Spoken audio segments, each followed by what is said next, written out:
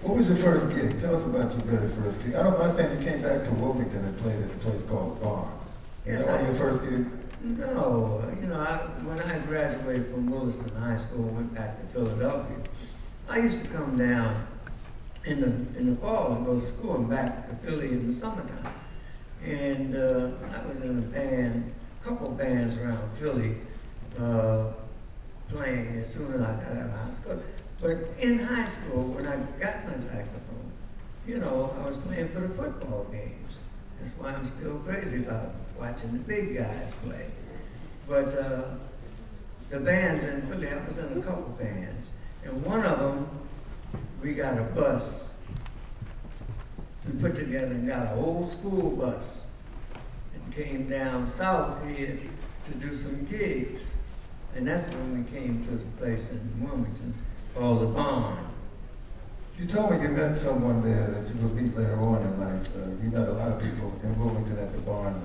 One person specifically I'm thinking about. Well, at that time his name was Bill Evans, but he's later changed his name to Yusef Latif, great saxophonist, and he plays the flute and the oboe and all the instruments. But he was in a band of Ernie Fields, the band was called. And I've met a lot of people in my lifetime that have become so-called stars. I don't call people on the earth stars, because stars hit the earth, they burn up. That's Hollywood when you say a star. There's some talented people, but they gotta find some other words than a star. Your career took off, I think, when you went to Paris with Howard McGee. How was that experience for you? What was that about? Well, my brother Percy had been a Tuskegee Airman and a second lieutenant. We went together with Coleman Hawkins headlining the show in 1948 in May.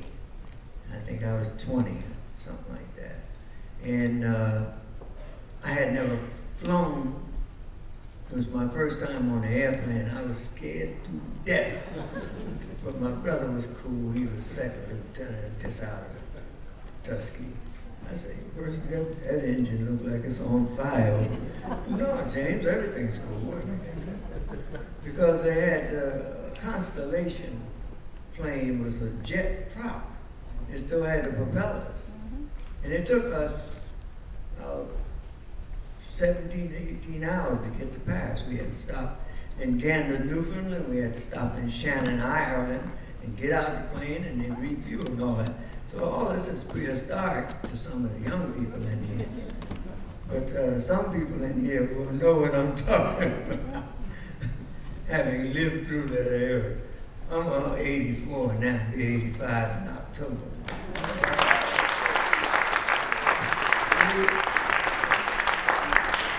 I like that. My age gets a hand. I didn't do nothing.